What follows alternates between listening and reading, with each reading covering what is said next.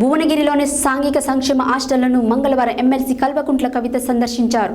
ఇటీవల హాస్టల్లో ఆత్మహత్య చేసుకున్న విద్యార్థుల మృతిపై ఆరా తీసి అక్కడ పరిస్థితులను విద్యార్థులను అడిగి తెలుసుకున్నారు. అనంతరం ఆమె మాట్లాడారు.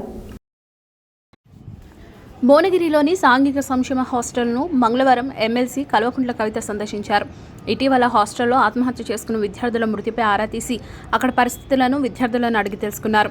అనంతరం ఆమె మాట్లాడుతూ ఇద్దరు 10వ తరగతి విద్యార్థులను ఆత్మహత్య చేసుకోవడం బాధాకరమన్నారు. అనుమానాస్పద స్థితిలో ఇద్దరు చనిపోయారని, సూసైడ్ లెటర్ అనుమానాస్పదంగా ఉందని, ఇక్కడి పరిసరాలు కూడా అనుమానాస్పదంగా ఉన్నాయన్నారు.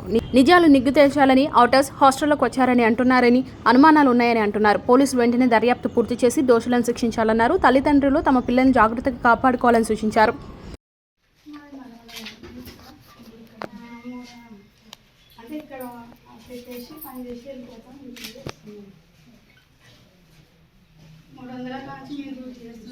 పిల్లలు మా పిల్లలు అందరూ ఉద్యోగాలు చేస్తారు మేడం. మా పిల్లలు అంతా చదువుకున్న వాళ్ళు అంటే మేడం, మా పిల్లలు చాలా మంచిగా మేడం.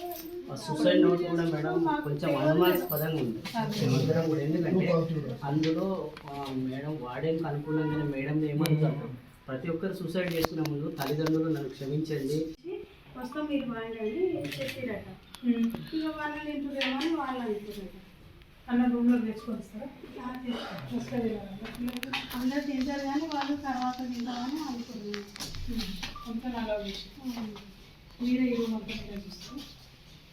రూమ్ అంతా మేడం 10th వాళ్ళకి ఇంట్లో ఉంటారు మేడం.